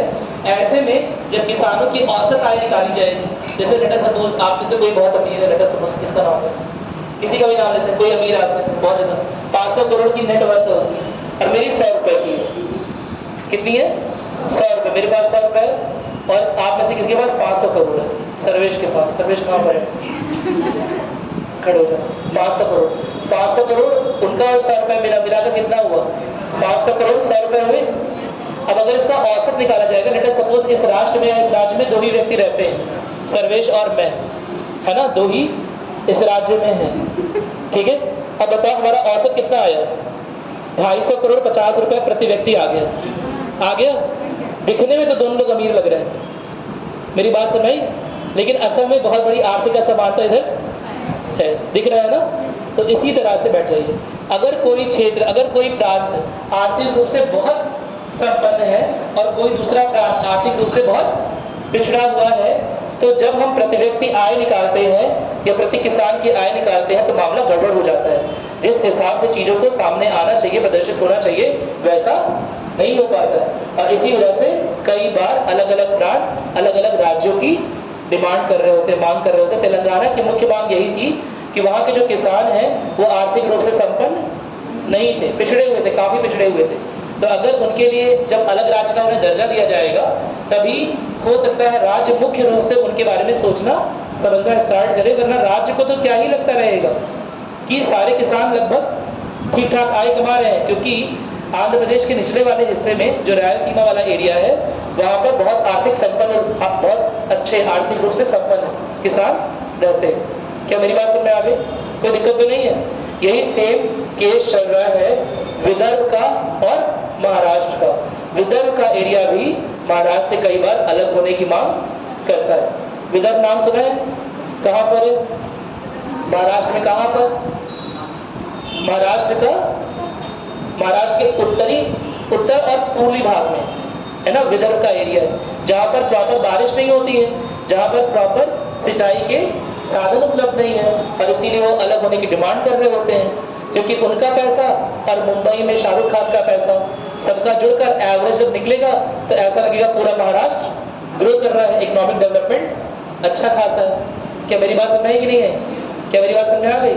याद रहेगी बात? ठीक उसी तरह यहाँ पर भी पूर्वांचल की भी यही समस्या है, बुंदेलखंड की भी यही समस्या है, बघेलखंड की भी यही समस्या है कि बुंदेलखंड, बघेलखंड, पूर्वांचल यहाँ के किसानों की आय जितनी होनी चाहिए उतनी नहीं है, लेकिन इसी राज्य के अन्य प्रांतों में किसानों की आय बड़ी अच्छी थी।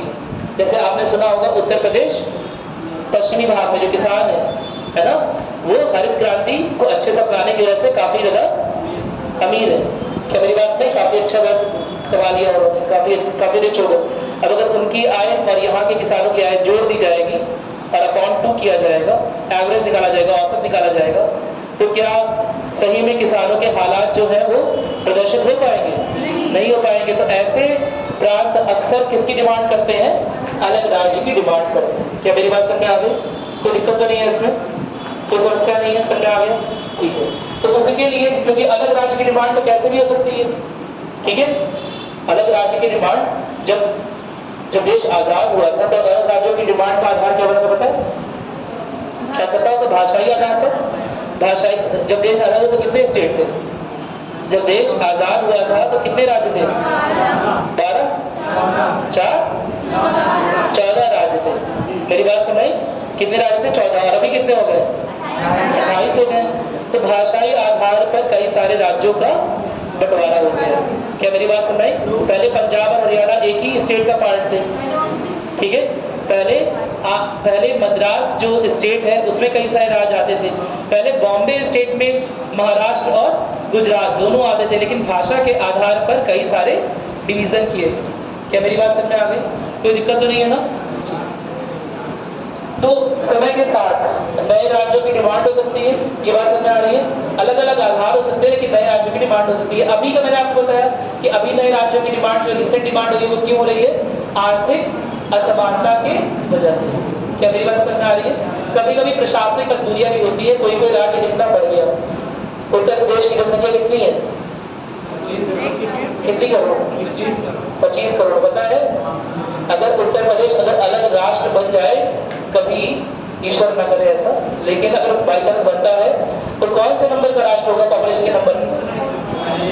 चौथे 5वें नंबर पर होगा। मेरी बात सुनिए, नहीं, पूरे वर्ल्ड में 4 या 5वें नंबर पर होगा पॉपुलेशन के मामले में। अगर अलग राष्ट्र घोषित कर दो, सोचो एक राज्य, इतनी अलग जनसंख्या है। क्या मेरी बात सुन रही? जितने लोग फॉर्म भरते हैं ना, कितने लोग फॉर्म भरते हैं? ये रेलवे वाला 2.5 करोड़ लोग, उतनी जनसंख्या ऑस्ट्रेलिया की, जितने लोग फॉर्म भरते हैं। मेरी बात सुन रही कि नहीं? ठीक है। तो ऑफकोर्स जरूरतें बदल रही है ना समय के साथ, पॉपुलेशन भी बदल रही है, और ऐसे में एकदम हम लोग क्लियर है कि हो सकता है आर्थिक असमानता बढ़े या कुछ अन्य आधार बने जिसकी वजह से लोग अन्य राज्यों की डिमांड करें। ठीक है, तो उसके प्रावधान इसमें दिए हुए हैं। आप लोग क्या काम करेंगे, इसे पूरा पढ़कर आएंगे। ठीक है, इसे भी पढ़ लीजिएगा। नए राज्यों का प्रवेश और स्थापना अनुच्छेद 2 में दिया हुआ है। नए राज्यों का प्रवेश कैसे हो सकता है, उसके लिए प्रावधान दिया है कि संसद को नए राज्यों के प्रवेश या स्थापना के लिए कानून बनाने का अधिकार है। नए राज्य का निर्माण केंद्र सरकार की सिफारिश और संसद द्वारा पारित विधेयक के माध्यम से किया जाता है। अगर नया राज्य बन रहा है तो बस एक विधेयक पास करना है और उसके आधार पर हो जाएगा। सिंपल मेजॉरिटी का होता है, वैसे विधेयक लेते हैं। ठीक है, उद्देश्य इसका क्या है, यह प्रावधान क्यों लिखा गया, ताकि नए क्षेत्रों जो है अगर वो संघ का हिस्सा बनना चाहे तो आराम से बन सके। क्या मेरी बात क्लियर है? कोई दिक्कत तो नहीं है? कोई नया क्षेत्र जो भारत की सीमा रेखा पर अगर भारत का हिस्सा बनना चाहता है तो बड़े आराम से बन सकता है। यह प्रावधान नए क्षेत्रों के संघ में सम्मिलित करने या नए राज्यों की स्थापना के लिए आवश्यक कानूनी ढांचा प्रदान करता है, और साथ ही साथ नए राज्य अगर जुड़ सकते हैं, यानी कि कहीं ना कहीं लचीलापन दे रहा है संविधान। ठीक है, तो यह संघीय ढांचे को लचीला और परिवर्तनशील बनाता है ताकि बदलती परिस्थितियों के अनुसार उसे बदला जा सके। कोई समस्या नहीं है इसमें। याद रखिएगा, हमारे जितने भी आर्टिकल्स हैं, जैसे आपने इसमें देखा आर्टिकल 2 में क्या लिखा हुआ है, नए राज्यों का प्रवेश या स्थापना, और आर्टिकल 3 अनुच्छेद 3 में क्या लिखा है, राज्य के क्षेत्र सीमाएं और नामों का परिवर्तन। मेरी बात सुनाई। आर्टिकल 4 में ऐसा कुछ खास ये देख लेते हैं, संसदीय कानूनों की विशेषता। क्या इसमें से आपको कहीं भी दिख रहा है कि कोई राज्य अगर अलग होना चाहे तो क्या करेगा? क्या आपको दिख रहा है कि संघ किसी राज्य को निकाल सकता है, छोड़ सकता है? क्या भारत के सरकार के पास, केंद्र सरकार के पास क्या यह शक्तियां दी गई है कि कल को किसी राज्य का बिहेवियर पसंद नहीं आ रहा है या कोई चीज पसंद नहीं आ रही है कि दुष्ट लोग हैं, हटाओ से अलग कर देगा? क्या इसे क्लास से बाहर कर दो, दुष्ट है, ऐसा हो सकता है क्या? नहीं हो सकता है, क्योंकि भारत क्या है? राज्यों का संघ है। केंद्र सरकार या किसी के पास भी ये पावर नहीं दी गई है कि वो किसी भी तरह से राज्यों को हटा सके। क्या मेरी बात सुन रही? कोई दिक्कत तो नहीं है ना? कोई समस्या नहीं है? सेकेंड आर्टिकल में ध्यान दे दीजिएगा। सेकेंड आर्टिकल में क्या बात लिखी हुई है? नए राज्यों के प्रवेश के बारे में बात की हुई है। ठीक है, जो राज्य पहले से है अगर वो हटना चाहे उनके बारे में कोई प्रावधान नहीं दिया है। समझ आ रहा है? तो अभी कश्मीर भारत का हिस्सा बन गया है संविधान के अनुसार, तो क्या कभी भी अलग हो सकता है? नहीं अलग हो सकता। हमारा संविधान केंद्र सरकार या किसी भी संवैधानिक दर्जा प्राप्त बॉडी को वह शक्ति ही नहीं प्रदान करता है कि वह किसी भी राज्य को या किसी भी प्रांत को या 1 इंच की भी भूमि दे सके। क्या मेरी बात सुनी? लेकिन कुछ स्पेशल कंडीशन में ऐसा किया गया है। जैसा एक एग्जाम्पल इसका हो गया, अभी बांग्लादेश के साथ एक लैंड बाउंड्री एग्रीमेंट हुआ था हमारा, ठीक है? उसमें हमने कुछ केव्स, कुछ जो गुफाएं हैं और आसपास का दलदली क्षेत्र है वो बांग्लादेश को दिया। क्या मेरी बात समझ? कुछ लिया भी है और कुछ दे भी दिया। तो उस हिसाब से अगर ये चीज पॉसिबल है कि कोई क्षेत्र हमें लग रहा है कि हमारे प्रशासन में या हमारे प्रशासन को कमजोर कर रहा है क्योंकि उसमें हमें किसी और क्षेत्र में जाना पड़ रहा है और दूसरा क्षेत्र हमें आसान पड़ता और वहां पर लोग भी नहीं रहते हैं, क्या मेरी बात समझ? कोई दिक्कत तो नहीं है? तो ऐसे क्षेत्रों का विलय बड़े आराम से कर सकते हैं और ऐसे क्षेत्र को विलय का लेन देन कर सकते हैं आसपास की जो कंट्रीज है उनके साथ। क्या मेरी बात समझ? तो यह एक प्रेसिडेंट, सारे भी जो बिल आएंगे तो प्रेसिडेंट द्वारा ही होंगे, लेकिन प्रेसिडेंट की सिफारिश के बाद होंगे। काउंसिल ऑफ मिनिस्टर सिफारिश करेगा, प्रेसिडेंट सिफारिश करेगा, उसके बाद ऐसी विधायिका में विधेयक पेश किया जाएगा पार्लियामेंट में, संसद में, है ना? एक विधेयक पेश होगा और उसके बाद ऐसा किया जा सकता है। क्या मेरी बात क्लियर है? लेकिन और किसी भी सर्कमस्टांसेस में और किसी भी कंडीशन में किसी भी 1 इंच की भूमि का भी भारत या भारत की सरकार किसी को दे नहीं सकती है। ठीक है? संविधान ही शक्तिशाली बना रहा है। ठीक है? तो संविधान ही अधिकार ही देता है किसी भी तरह से देने का। कोई दिक्कत तो नहीं है ना? साधारण बहुमत से होता है। साधारण बहुमत से होता है। साधारण बहुमत से होता है। क्यों होता है इसके बारे में बात करेंगे। क्यों होता है इसके बारे में बताएंगे, है ना? कि कौन सा प्रावधान जो है वो सिंपल मेजॉरिटी से और कौन से संपूर्ण एब्सोल्यूट मेजॉरिटी से रखे गए और क्यों रखे गए उसके बारे में बात करेंगे। ठीक है? उद्देश्य और महत्व क्या है? यह प्रावधान नए क्षेत्रों के संघ में सम्मिलित करने या नए राज्यों की स्थापना के लिए आवश्यक कानूनी ढांचा प्रदान करने का दिया मैंने आपको। 3 क्या अनुच्छेद? राज्यों के क्षेत्र, सीमा और नामों का परिवर्तन। क्या राज्यों के नामों का परिवर्तन नहीं होता है? होता है। क्या क्षेत्रों के नामों का परिवर्तन नहीं होता है? हो जाता है। क्या मेरी बात में बहुत सारे क्षेत्र के नाम ऐसे रख दिए गए जो अंग्रेज अपने अनुकूल रख दिए, है ना? फॉर एग्जाम्पल आपने मद्रास का नाम सुना है? मद्रास नाम कहाँ से आया? अब इसका नाम चेंज होकर क्या हो गया है? मद्रास का नाम चेंज होकर क्या बना दिया गया? चेन्नई। ठीक है? मद्रास का नाम चेंज होकर चेन्नई बनाया गया ना? पता है कि नहीं पता है? नहीं पता है? पता है। तो मद्रास नाम शब्द कहाँ से आया? खोज के लाओगे, ये तुम्हारा होमवर्क है, नोट करो। कुछ तो लिखोगे भी ना?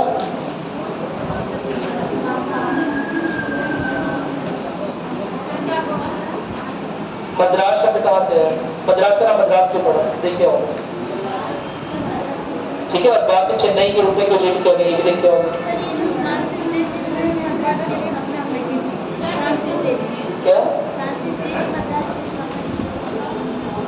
क्या कहती हो? फ्रांसीसी स्टेट में स्थापना करने का मतलब ये है बस नाम रख दिया और क्या? स्थापना यानी कि वहाँ पर किला खड़ा कर देना बस। ऐसा थोड़ा ना कि वहाँ पर लोग को लाके बसा रहे हैं। लोग तो पहले से वहाँ रहते थे, तब फिर ठीक है। स्थापना इस तरह नहीं होती। स्थापना करने का मतलब बस वहाँ का नाम रख दिया। ठीक है? चलिए एक बात देख लेते हैं आर्टिकल 3 को। संसद को नए राज्यों के निर्माण, वर्तमान राज्यों के क्षेत्र, सीमाओं या नामों के परिवर्तन के लिए कानून बनाने का अधिकार है। इस प्रक्रिया के तहत राष्ट्रपति की सिफारिश आवश्यक है, ठीक है। बिना एग्जीक्यूटिव के, बिना कार्यपालिका की सिफारिश के यह प्रावधान नहीं ला सकते। और संबंधित राज्य विधानमंडल की राय ली जाती है, यानी कि जिसका नाम बदल रहे हैं, है ना। आपने भी सुना होगा अभी पश्चिम बंगाल के नाम चेंज होने की बात हो रही है। मेरी बात सुनाई, पश्चिम बंगाल का नाम बदलने क्या रखा जाएगा? वेस्ट बंगाल, तो पश्चिम बंगाल, पश्चिम बंगाल का नाम बदल के क्या रखा जाएगा? क्या डिमांड हो रही है? पूर्वी बंगाल। अरे अब पश्चिमी बंगाल कहने की जरूरत क्या है? पश्चिम और पूर्व कब था? जब दोनों भारत का हिस्सा थे। अरे बोलो, बंगाल का मैंने पढ़ा है ना। तो पश्चिम और पूर्व जब भारत का हिस्सा थे तब तो पश्चिमी बंगाल था। अब तो एक ही बंगाल भारत का हिस्सा है, तो पश्चिमी पश्चिमी क्या है? क्या मेरी बात समझ में? इस बात को लेकर चीजें हो रही हैं, ठीक है। तो अभी शायद चेंज होने का प्रावधान आ गया, पता नहीं कितना है, कितना पॉसिबल है, देखना पड़ेगा करंट अफेयर्स में। लेकिन आप लोग इस मुद्दे को भी देख सकते हैं, लिख सकते हैं, ठीक। केरल का नाम बदलने की बात हो रही है। केरल का नाम बदलने की क्या बात हो रही है? हाँ, केरला, केरला। वो ये सब चीजें जो होती है ना, असल में वहाँ की विधानमंडल, यानी कि वहाँ की जो विधानसभा है ना, केरल की विधानसभा ही है, तो उनसे राय लेने की बात ही होगी। और पहली इंपॉर्टेंट बात यह है कि अगर वो विरोध कर देंगे ना तो शायद मुश्किल हो जाए, ठीक है। चलो,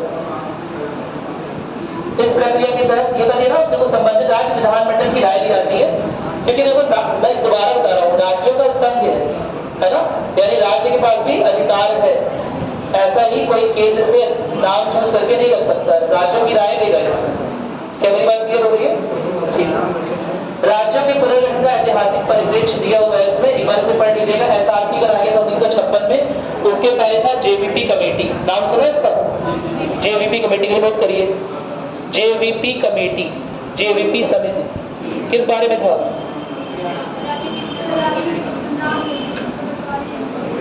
किस आधार पर? भाषा के आधार पर या किसी अन्य आधार पर, या किस आधार पर राज्यों का बंटवारा किया जाएगा, इसके लिए जेवीपी समिति बनाई गई थी। तो जेवीपी समिति ने पहले तो बोला कि भाषा का आधार एक उचित आधार नहीं है, और देश तो वैसे ही अन्य टुकड़ों में डिवाइड हो रहा है ना। उसी समय भारत पाकिस्तान, पूर्वी पाकिस्तान और पश्चिम पाकिस्तान बने थे। तो लोगों को भारत से अलग होने का एक नया कारण ना दे, क्या मेरी बात सुन रही? या लोगों को बंटने का एक नया कारण ना दे, तो जेवीपी कमेटी ने भाषा के अधिकार को नहीं, सॉरी, भाषा के आधार को कम करके बता दिया, उसके महत्व को कम करके बताया। आगे चलकर तेलंगाना पार्ट में आपको पता है मूवमेंट चला है आंध्र प्रदेश के लिए, और उसके बाद आंध्र प्रदेश को राज्य का दर्जा मिल गया भाषा के आधार पर। तो उसके बाद क्या हो रहा है, एक कमीशन बैठाया जा रहा है जिसे बोलते हैं स्टेट रीऑर्गेनाइजेशन कमीशन, ठीक है। हिंदी में क्या बोल रहे हैं? राज्यों का पुनर्गठन अधिनियम 1956 या राज्य पुनर्गठन आयोग, राज्य पुनर्गठन आयोग 1956 में। और वो डिसाइड करेगा क्या भाषा का अधिकार ही उचित आधार है, क्या भाषा का आधार ही उचित आधार है, जिसके आधार पर अलग अलग राज्यों में बंटवारा होना चाहिए, नहीं होना चाहिए। क्या मेरी बात समझ में आ रही? अब इसके बारे में कल बात करेंगे, ठीक है।